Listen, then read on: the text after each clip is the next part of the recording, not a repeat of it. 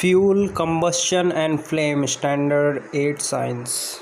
In the last video we have seen activity number 4, and now we will see about the non-luminous zone, luminous zone and dark zone and blue zone of candles, right? So let's see it. When we light candles with the matchstick, heat of the burning matchstick melts wax first, then it changes into wax vapor. The wax vapor mixes with the air and then catch to produce the flame, right? Wax vapor combines with oxygen to producing heat and light, right? Then the flame will be appear.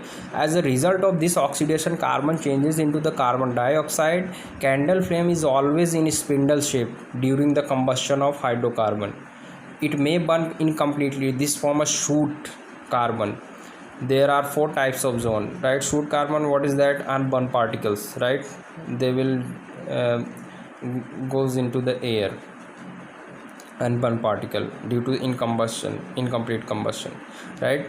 So here, first of all, if you see this picture closely, the first layer, right, that is non-luminous zone, complete combustion occurs in that. And the second layer, luminous zone, growing particles of shoot, because unburned particles because of incomplete combustion.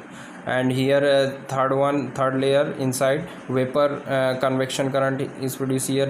You can see that inside that third layer, blue zone, right, because of unburned carbon monoxide, right? Dark zone, no combustion occur, that's why it is dark. No combustion, right? In liquid, molten wax and solids. Okay, now we will see in detail what is non-luminous zone.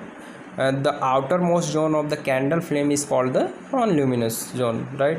It is surrounded as the entire flame. The wax vapor in this layer get more oxygen from air around. With that, complete combustion takes place, right? What happened in the outer layer, the outermost layer, that is called non-luminous zone. Why? Because a complete combustion takes place there because of excess of oxygen available there outside, right? When the complete combustion occur, when sufficient oxygen supply is there, right? That's why it is called non-luminous zone. Luminous zone, this is the hottest part of the flame. Inside this zone, the yellow part of the flame called the luminous zone, right? It is the hottest part, right?